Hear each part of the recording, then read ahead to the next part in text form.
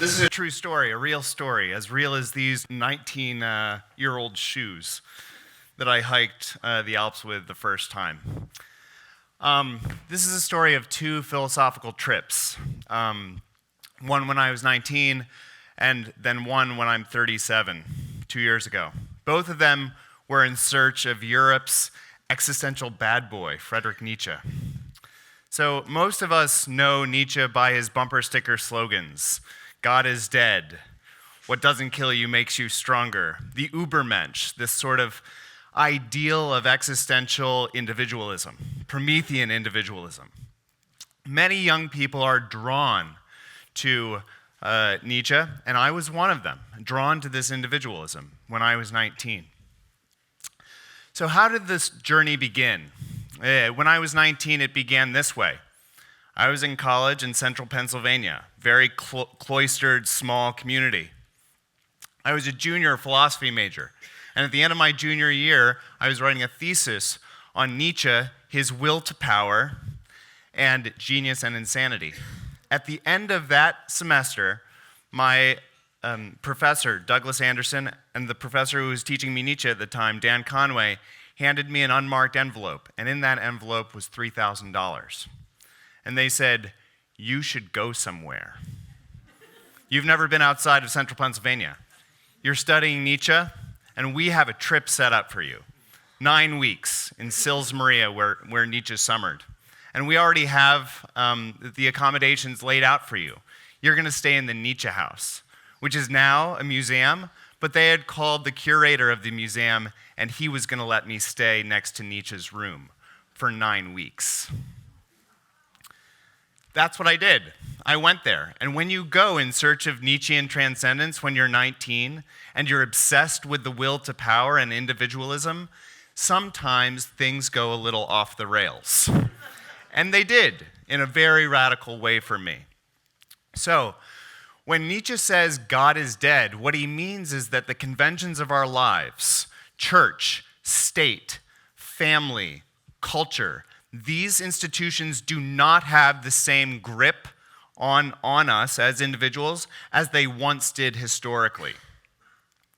Nietzsche poses a challenge to us. He says, given this looseness now, the fact that God is dead, that we are abandoned only to ourselves, what are we going to do with our lives?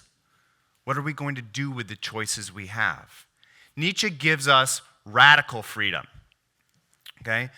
Now, that sounds good, but Nietzsche knows, like his Danish contemporary Søren Kierkegaard, that radical freedom is often accompanied by great anxiety. And for 9 weeks when I hiked the mountains behind the Nietzsche house, that's what I experienced.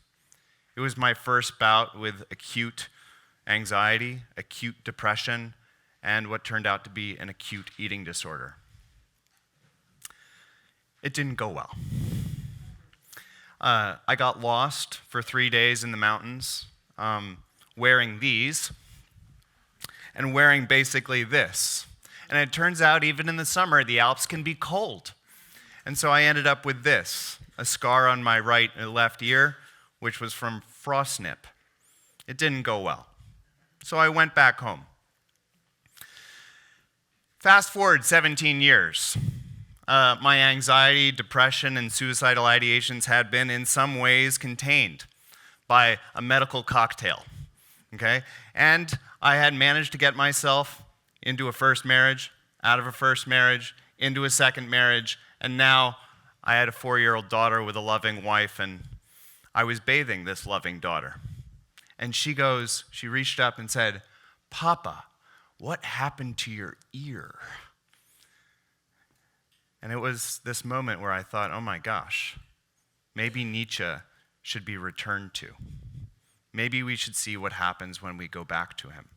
Because Nietzsche oftentimes is regarded as an adolescent philosopher, one that we sort of approach in our teenage years, but that we grow out of in our maturity.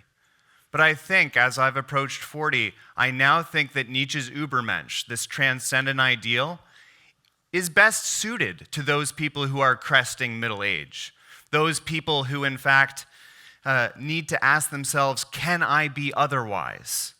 Is my life simply one of mediocrity, stasis, inertia? Am I being dissolved in mere togetherness? And that's why I said, well, Becca, maybe we should go back.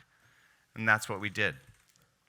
So when I was 37, we went back to Sils Maria. Carol, my wife, Becca, my daughter, me, and Nietzsche. 4 of us. And it turns out that Nietzsche has other lessons other than the will to power and individualism. Nietzsche's central concept in his work is what's known as the eternal return, or the eternal reoccurrence.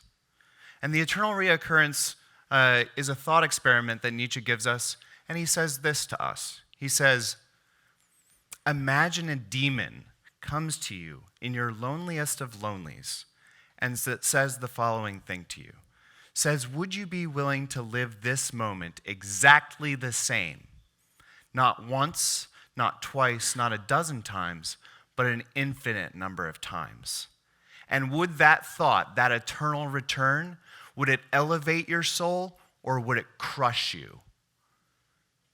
So when I was 19, I thought that the only way of responding to the eternal return was through the will to power.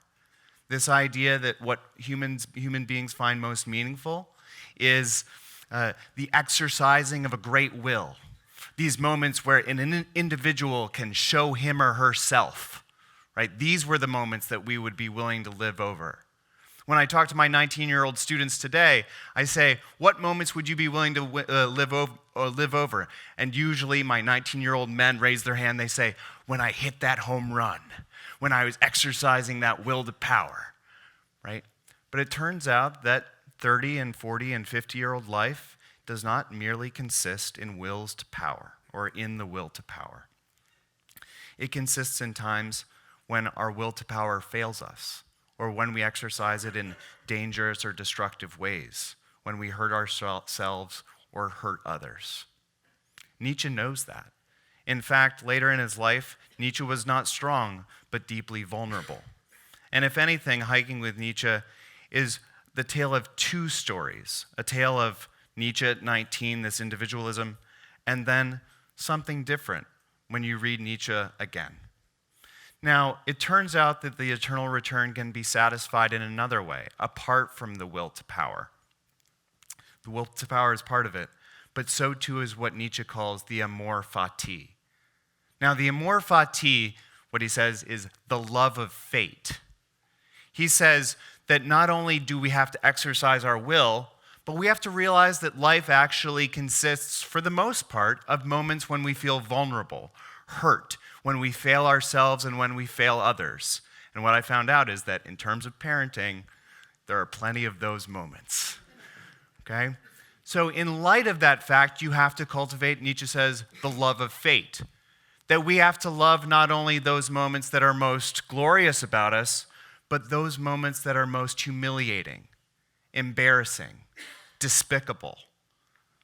The types of moments where somebody says, yeah, I've had an eating disorder for 20 years, where I own up to it. Now, Nietzsche, I think, would like us to own up to our lives. Nietzsche says the following to us. He says, I value philosophers only to the extent that they can be models for our lives. I've often wondered, if that's the case, how could he be a model, right?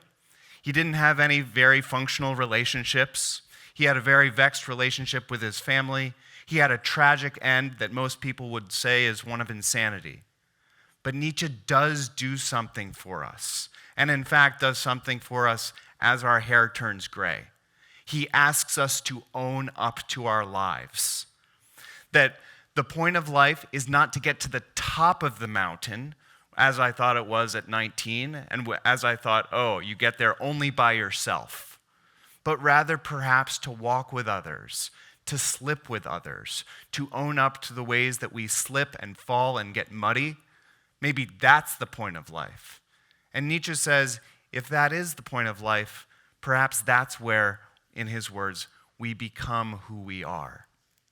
Now, in the end, this second rendering of Nietzsche, you discover something, or I discovered something, that becoming who you are has nothing to do with discovering a who that you find out there somewhere in the Alps. It happens right here, in the process of becoming, in the sort of the shit of things. It's not somewhere else. That's the first thing. Second, becoming who you are, there is no enduring you that you're supposed to become. That's the second. And then the R is not enduring for all times. It is in the process of flux. It is in the process of change that we find ourselves. And maybe becoming who you are is a process of losing and finding yourself again. That is a good hope when you turn 40. Okay? Maybe that's the process of the Übermensch. Maybe becoming who you are involves getting over who you think you should be, the preconceived notions of who you think you should be.